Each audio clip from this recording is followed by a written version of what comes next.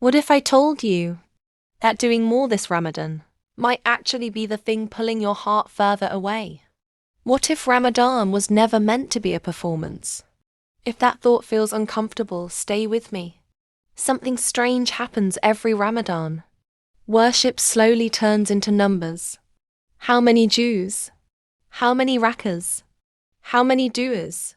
How many days you stayed consistent?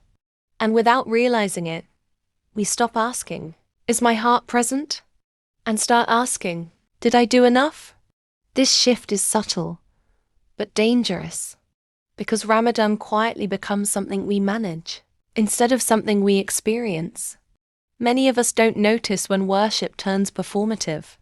It doesn't always happen in public. Sometimes it happens privately, in the way we rush through ibadah just to keep up with our own expectations. We read, but we don't feel. We pray, but we're mentally elsewhere. We make dua, but our hearts are exhausted. And then we wonder why Ramadan passes without changing us. Ask yourself quietly, when was the last time my worship actually softened my heart? Not impressed me, not made me feel productive, but softened me. Ramadan was revealed to interrupt your life, not overload it. It was sent to slow you down, to interrupt habits, to interrupt distractions, to interrupt the autopilot mode you live in all year. But when we overload Ramadan with tasks, we cancel the very purpose it came for. Ramadan is not meant to be efficient. It is meant to be transformative. Here's the truth many people don't talk about. Doing more feels safer than feeling more, because feeling requires vulnerability. Slowing down means sitting with guilt, sitting with regret, sitting with unmet hopes, so we stay busy. We replace depth with quantity. But Allah is not distracted by numbers. He is attentive to hearts. There is something deeply uncomfortable about slowing down with Allah, and it's the reason many people avoid it. When you slow down, you can no longer hide from what your heart carries, and that is exactly where healing begins. The Prophet did not teach Islam as a religion of burnout.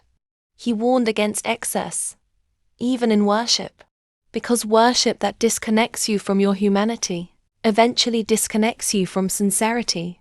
Consistency mattered more than intensity. Presence mattered more than pressure. And mercy always came before performance. Instead of asking, how much can I fit into this month? Try asking, what is Allah inviting me to notice? Maybe He's inviting you to notice your impatience, your exhaustion, your need for gentleness. Ramadan is not just about adding worship. Sometimes it's about removing what hardens the heart. One prayer prayed slowly can outweigh 10 prayed in a rush. One ayah reflected on can outweigh pages read absent-mindedly. One sincere tear can outweigh hours of forced effort. Allah is not limited by time. He is moved by truth. At some point in Ramadan, almost everyone falls behind. Schedules slip. Energy dips. Motivation fades. This is where two paths appear. Guilt gives giving up. Humility gives returning. Ramadan success is not about never slipping. It's about how quickly you return, without self-hatred. The Ramadan Allah loves is not the loudest one. It is the most honest one. Where you pray because you need Him, not because you're trying to keep a streak. Where you open the Quran seeking comfort, not achievement. Where your heart feels softer at the end of the month, even if your checklist is shorter. This Ramadan, you don't need to add pressure. You need to add presence.